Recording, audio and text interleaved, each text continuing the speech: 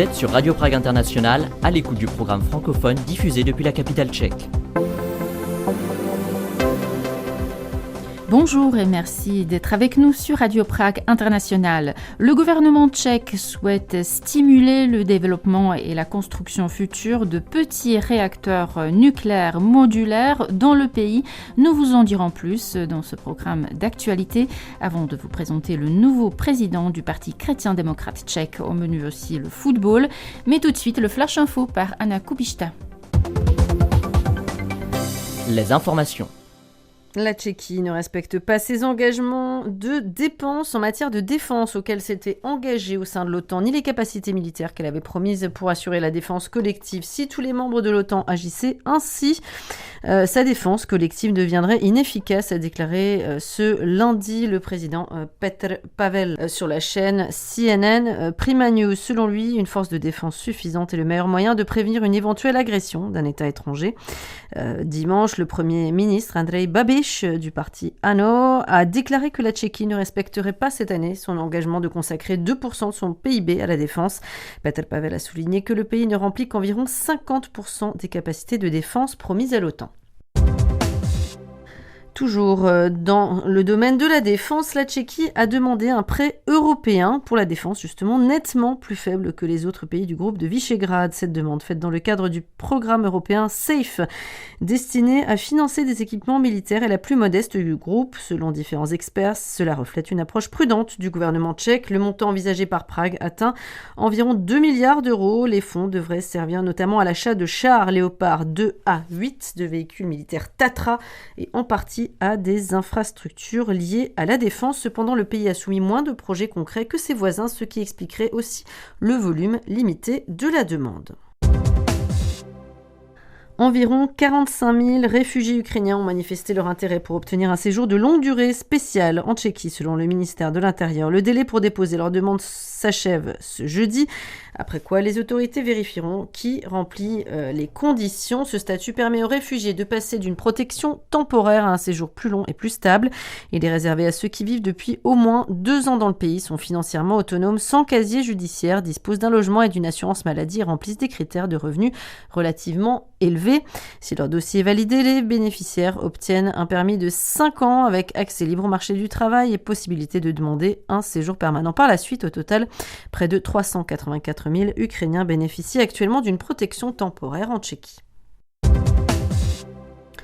Selon le NKU, l'équivalent de la Cour des comptes, la Tchéquie n'est pas encore prête à construire efficacement son réseau de lignes ferroviaires à grande vitesse prévu d'ici 2050.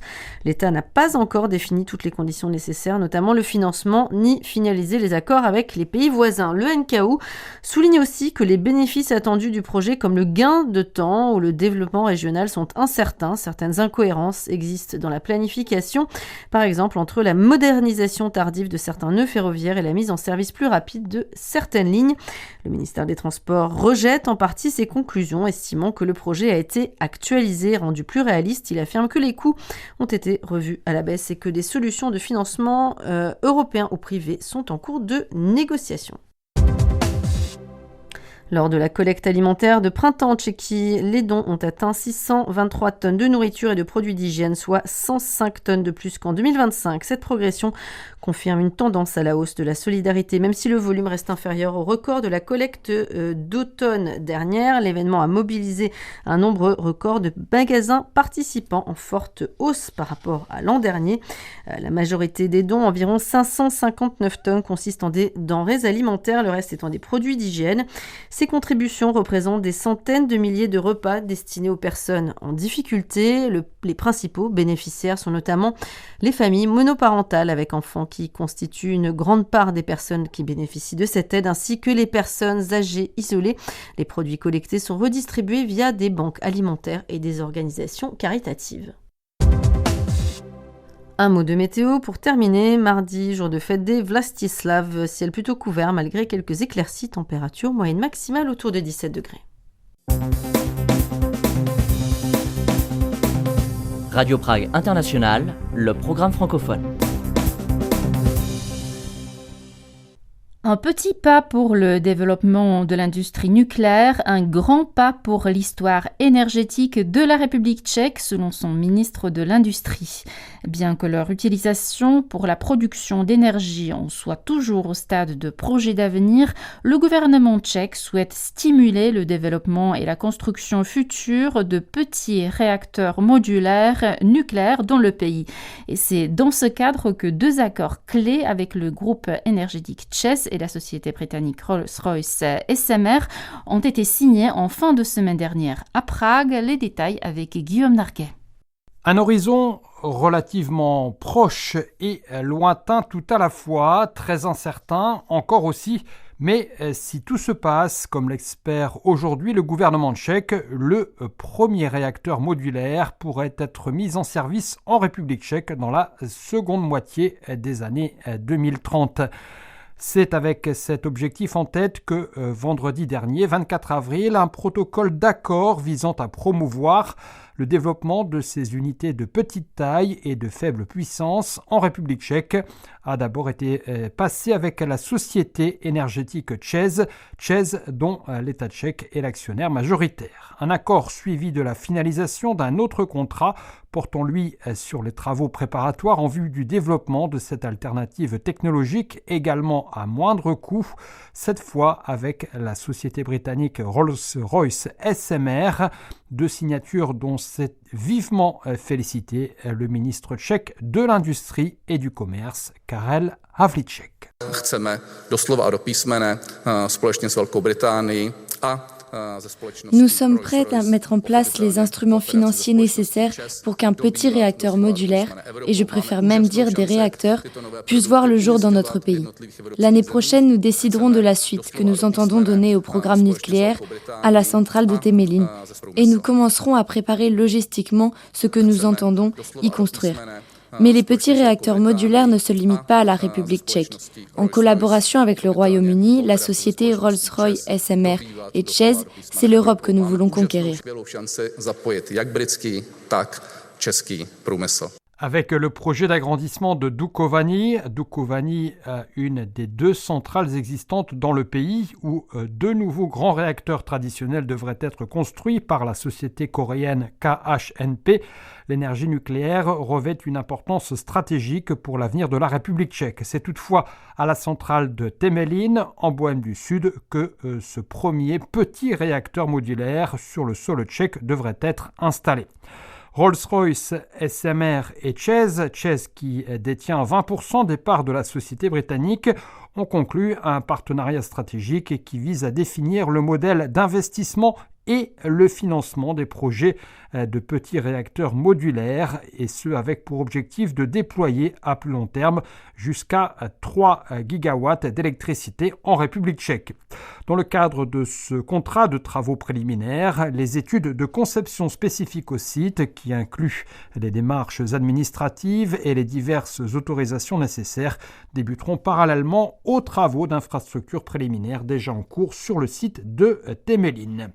Le petit réacteur modulaire de Temelín, dont le prix n'a pas encore été défini, sera le 2e projet du genre du développeur britannique au monde.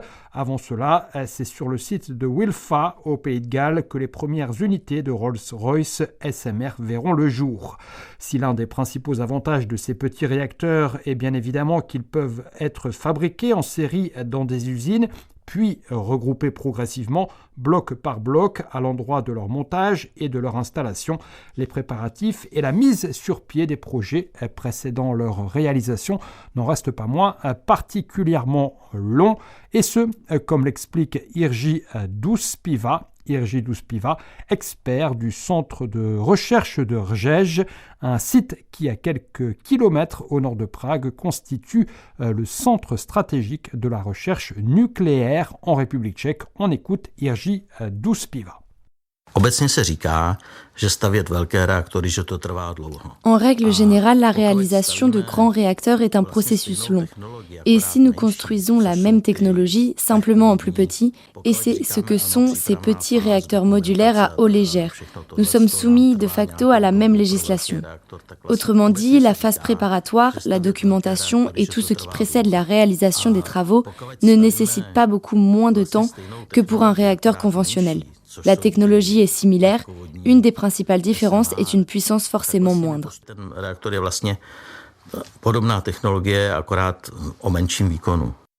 Et c'est précisément en raison de la longueur de ces procédures que la mise en service d'un premier petit réacteur modulaire en République tchèque, initialement envisagée pour la première moitié des années 2030, a d'ores et déjà été repoussée de quelques années. À plus long terme, selon cette fois le président directeur général de ČEZ, Daniel Beneš, outre Temelín, le développement de ces petits réacteurs modulaires pourrait permettre leur installation également sur d'autres sites dans le pays, notamment là où se trouvent actuellement des centrales thermiques au charbon, un moyen pour aider la République tchèque à se débarrasser de sa dépendance aux combustibles fossiles, tout en lui permettant de diversifier son bouquet énergétique et de renforcer son niveau de sécurité énergétique et de compétitivité.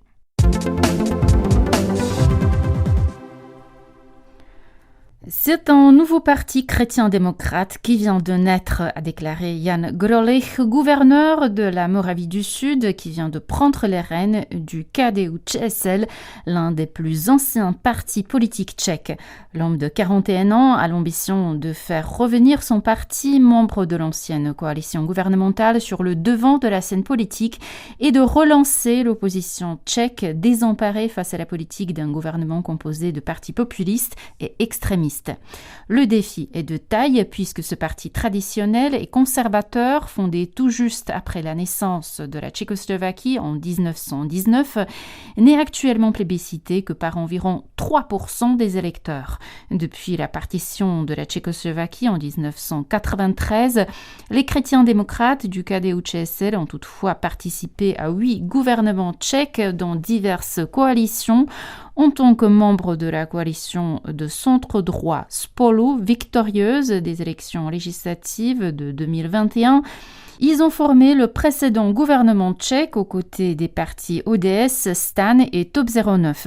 Toutefois, lors du dernier scrutin d'octobre 2025, remporté avec plus de 34% par le mouvement populiste ANO de l'actuel Premier ministre Andrej Babiš, Spolu n'a recueilli que près de 23% des suffrages.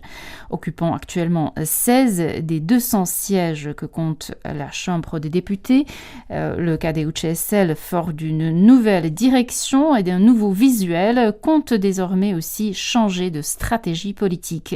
Jan Grolech souhaite que son parti se forge d'ici les prochaines élections une position forte et indépendante au sein de l'opposition pour en devenir même une sorte de leader économique. Nous ne voulons plus être un parti qui se contente de proposer des amendements, mais nous devons acquérir de réelles compétences économiques. Cessons de réfléchir constamment à comment dépasser les 5% des votes nécessaires pour accéder à la Chambre des députés et à quel parti nous raccrocher, a déclaré le nouveau chef des chrétiens démocrates. L'un des grands objectifs de Jan Grolech est que son parti génère le prochain ministre des Finances et qu'il propose aux Tchèques une feuille de route pour assurer le fonctionnement durable du pays. Jan Grolech mise sur le fait que les électeurs déçus par le gouvernement actuel commenceront au fil du temps à se détourner d'Andrej Babiš.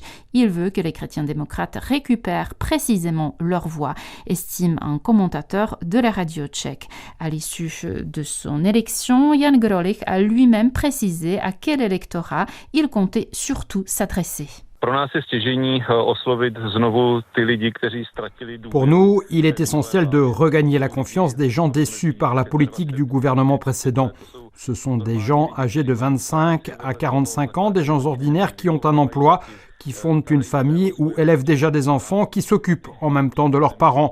On ne se soucie guère de ces gens-là. À chaque fois qu'il y a une crise, on leur impose encore plus de charges que ce que la vie leur impose habituellement. Personne ne s'est adressé à eux lors de la campagne électorale. Ces gens se sentent négligés et nous devons changer cela. se cítili osamělí, nikdo k nim nemluvil v těch volbách a my je musíme znovu získat zpátky. Ne pas s'immiscer dans la vie des Tchèques, telle est l'autre devise du président de ce parti chrétien-démocrate nouveau et modernisé. Jan Grolech veut ainsi rompre avec l'image de son parti en tant qu'autorité morale et avec la politique de certains de ses prédécesseurs, prônant la famille traditionnelle et opposée à la légalisation du partenariat des couples homosexuels. Nous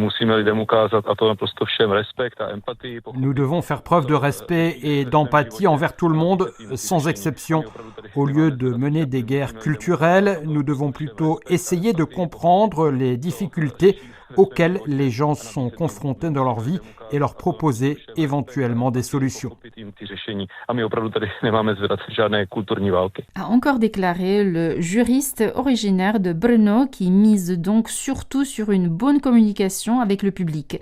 Une discipline que le gouverneur de la Moravie du Sud, qui s'était produit pendant un certain temps comme humoriste de stand-up, maîtrise très bien, au point de devenir une star des réseaux sociaux en Tchéquie. Il n'empêche que les ambitions politiques de Jan Grolech vont très loin.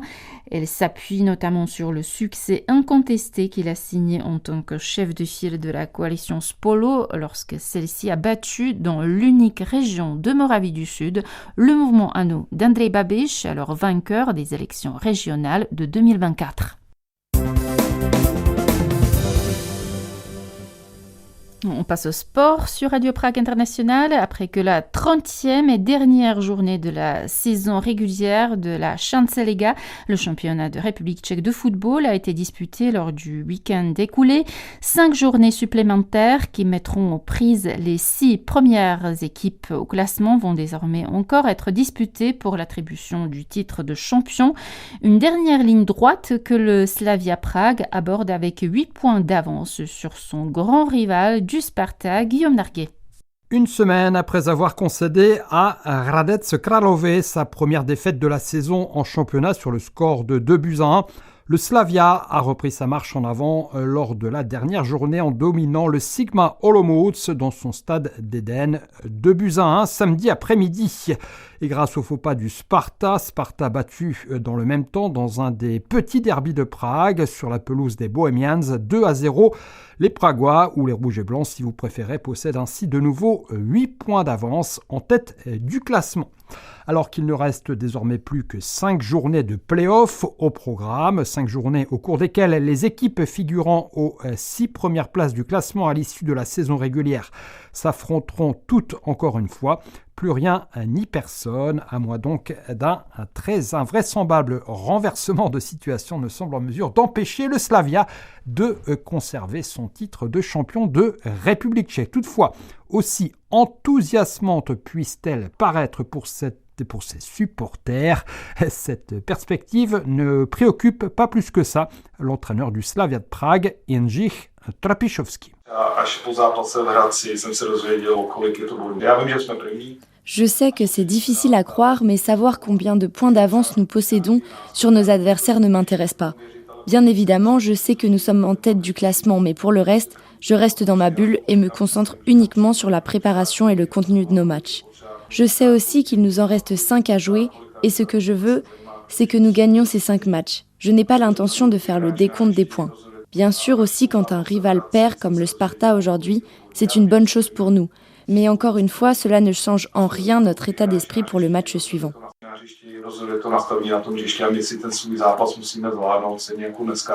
Et ce match suivant, ce sera dès ce samedi, un match qui verra le Slavia se déplacer sur la pelouse du Slovan Liberec. Liberec, club de Bohême du Nord, 6e au classement final de la saison régulière et donc dernier club qualifié pour ce que les Tchèques appellent le groupe pour le titre de champion, c'est-à-dire cette ultime phase de la compétition. Deuxième de son côté, le Sparta accueillera lui Jablonec, tandis que le Victoria Plzeň décevant troisième avec 18 points de retard sur le leader Slavia, recevra Hradec Králové, équipe surprise de cette saison 2025-2026. Et puis, vous le savez sans doute, comme cela est le cas depuis cette saison, le prochain champion de République tchèque sera directement qualifié pour la phase de ligue de la prochaine Ligue des Champions.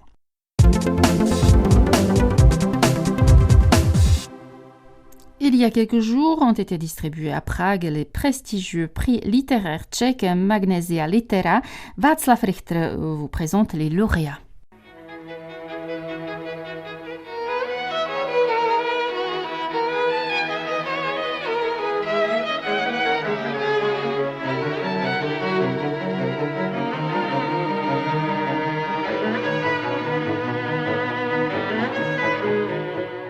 Rencontre littéraire.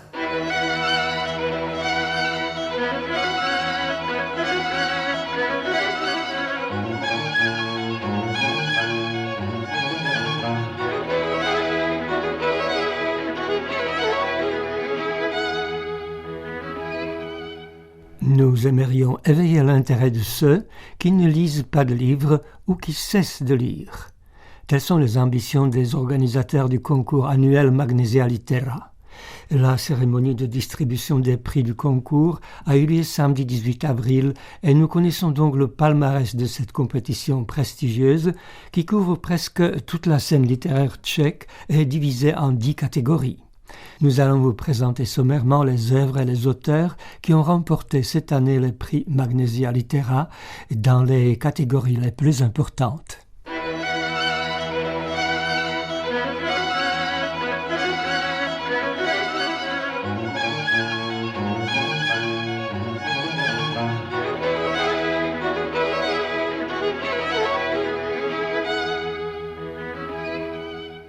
Dora Kaprálová n'est pas une débutante sur la scène littéraire. Cette écrivaine tchèque vit et travaille à Berlin, ce qui la rapproche de Jaroslav Rudiš, un autre écrivain tchèque établi dans la capitale allemande. Elle est l'auteur de toute une série de livres qui ont séduit le lecteur par leur originalité et lui ont valu déjà plusieurs prix littéraires. Son dernier livre démontre qu'elle ne perd pas son don de surprendre ses lecteurs par le choix de ses thèmes, par son regard étonnant et par son style. Il est difficile de définir le genre de ses livres. S'agit-il encore de romans ou d'un genre inédit dont elle seule détient le secret ? Son livre, qui a remporté non seulement le prix Magnesia Litera dans la catégorie prose, mais a été proclamé livre de l'année, toutes catégories confondues, est intitulé Mariborská hypnoza, l'hypnose de Maribor. Et l'auteur remarque que le projet initial d'écrire ce livre était bien différent du résultat final. Tou genezí byla nabídka Petra a Pavla.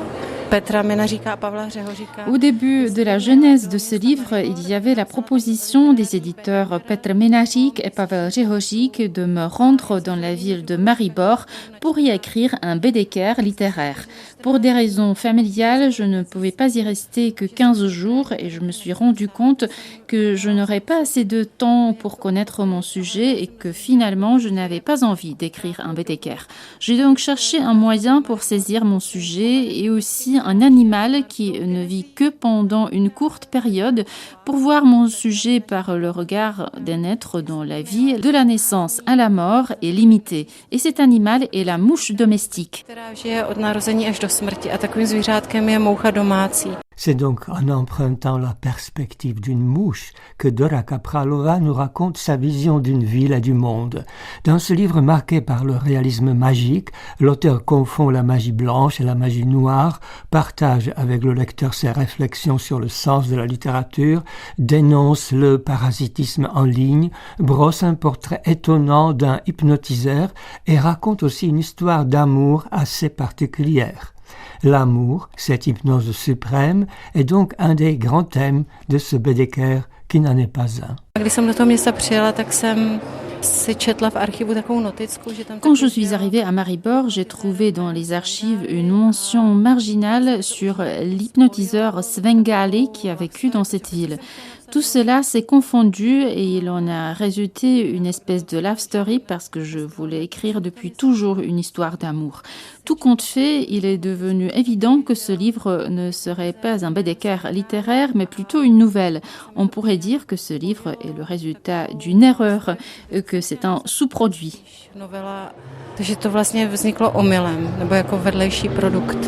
L'auteur du recueil qui a remporté la victoire dans la catégorie poésie est un cardio-chirurgien. Il s'appelle Radovan Jursa et il a choisi le cœur comme motif symptomatique de son livre intitulé Concept Transparent, c'est le concept de la transparence. Le cœur est depuis les temps immémoriaux un thème très fréquenté de la poésie, mais ce chirurgien qui connaît le cœur intimement dans sa réalité anatomique a su éviter tous les clichés de banalité liés avec ce symbole de l'amour. Il dit à propos de son livre dans lequel les poèmes alternent avec les textes en prose. D'abord, j'ai commencé à écrire des poèmes comme d'habitude. Il était difficile de me détacher de certains poèmes et je voulais rester encore avec eux, les faire mûrir encore avant qu'ils ne deviennent paroles. Alors je me suis mise à les accompagner par des récits. Parfois, c'était un texte sur des recherches que je devais faire avant d'écrire ces poèmes. Parfois, c'était comme la suite libre d'un poème. Parfois, c'était un contrepoint. Bref, le poème est une espèce d'apparition, de révélation. Mais en ce qui concerne les textes prosaïques de mon livre, je pouvais les écrire à n'importe quel moment. En cela, j'étais complètement libre.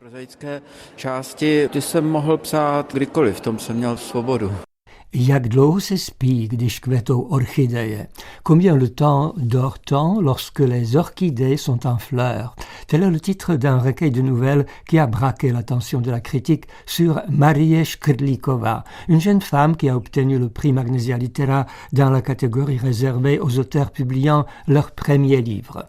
Les protagonistes de ces contes sont des écolières récalcitrantes, des adolescentes qui se rebellent, de jeunes femmes qui ne se conforment pas aux idées reçues, des mères célibataires. L'auteur ne les juge pas, elle n'explique pas leur comportement, elle ne fait que les accompagner par son écriture et réussit pourtant à éveiller un intérêt et une empathie pour ces héroïnes dont la vie est risquée mais captivante. Sa méthode littéraire est simple et spontanée. Elle dit Au début de la majorité de ces contes, il y a une impression, un moment de mon propre vécu ou que j'ai observé quelque part, et à partir de cela s'est développé un récit plus substantiel. Je cherchais à découvrir ce que pourrait amener un personnage dans telle ou telle situation, ou ce qui pourrait arriver après tel moment crucial. J'avais l'impression de regarder un film, comme si je regardais une situation qu'il fallait retenir et fixer. Oui, c'est ainsi que ce livre a été créé.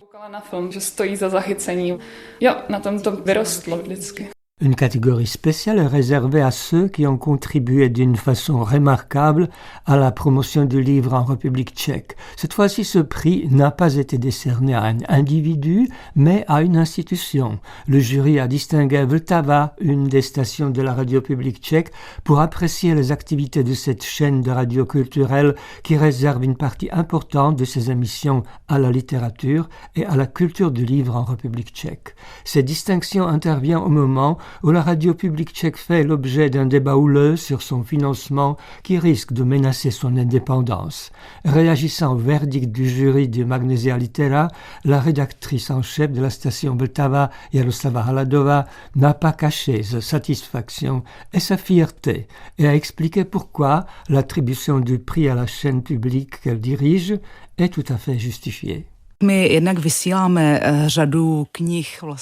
diffusons de nombreux livres sous forme audio, nous les lisons sous forme de feuilletons dans nos émissions. Si vous suivez la prose tchèque actuelle et si vous n'êtes pas un grand lecteur et vous préférez l'écoute, alors Vltava est votre station et diffuse pour vous.